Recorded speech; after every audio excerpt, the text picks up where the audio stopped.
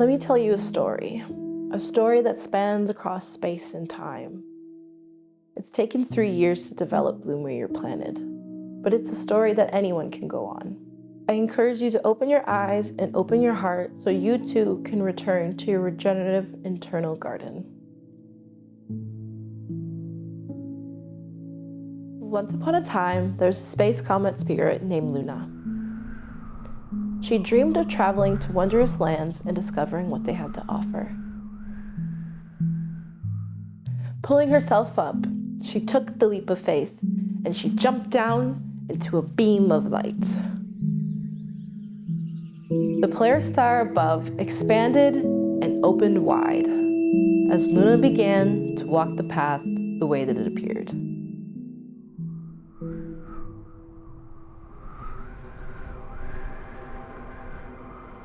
The sky broke open to a watery, clouded world. Luna faced fear with excitement as she shedded the comforts of her old ways. Little did she know that she's growing in power every inch she draws near.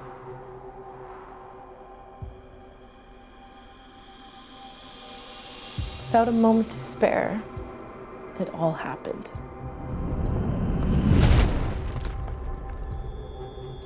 She hit the ground, and the world exploded into a liquid fanfare of color.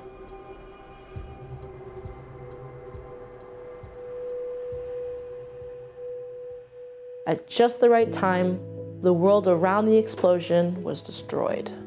Amongst the rubble, the magic of the Polaris Star turned what was once lost and dark into a blooming, vibrating garden that the planet has longed to see. As the magic settled, she realized she bloomed where she was planted. Her magic continued to unravel the fauna, transforming and healing the planet around the crash.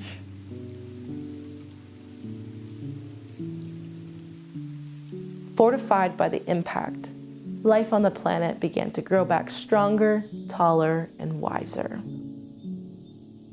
In the quiet of twilight, the planet took its first deep, long breath.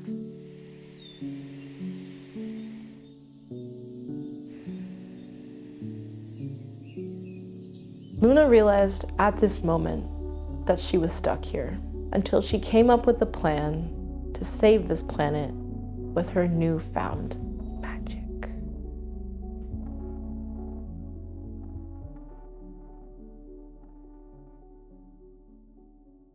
Bloomer Your Planet is something that is cyclical.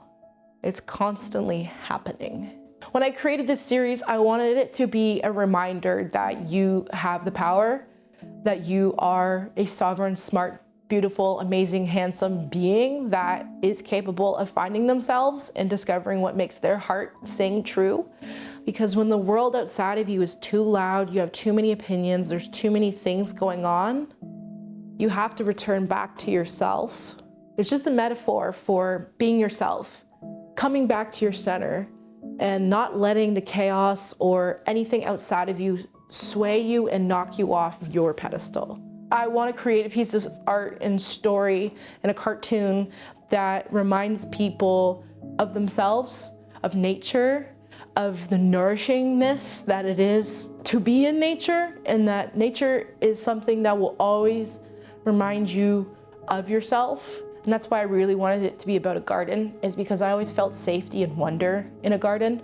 And like every time in the summer, I could just imagine my mom's garden and the beautiful flowers that would grow all the time. And she's like my biggest inspiration for using the theme of flowers.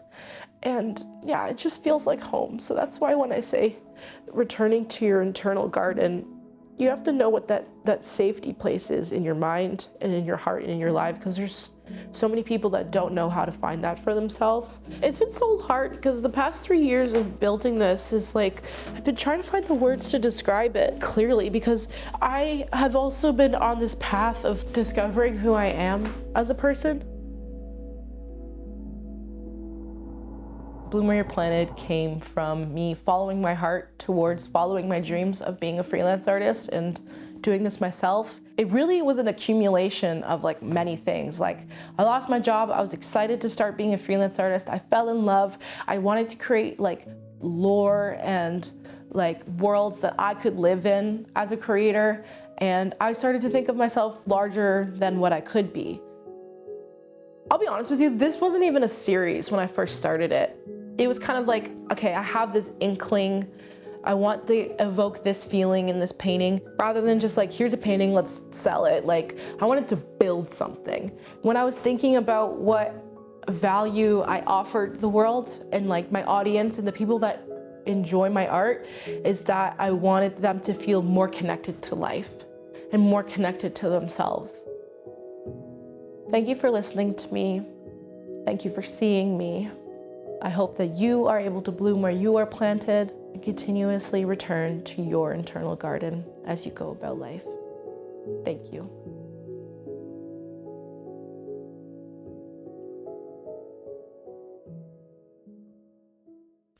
Corner poking my ass.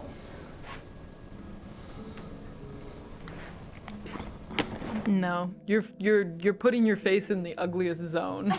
I'm trying to like, how can we anti that? The fridge and the power cords and all the ugly shit. I can't do it. Oh, actually, wait, no. Embrace the ugly, Edie. Oh my god, what have I been doing? That's the whole fucking story, Michelle.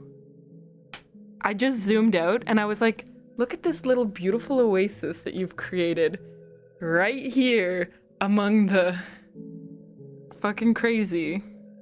I'm like, wow, actually, that's the whole fucking story.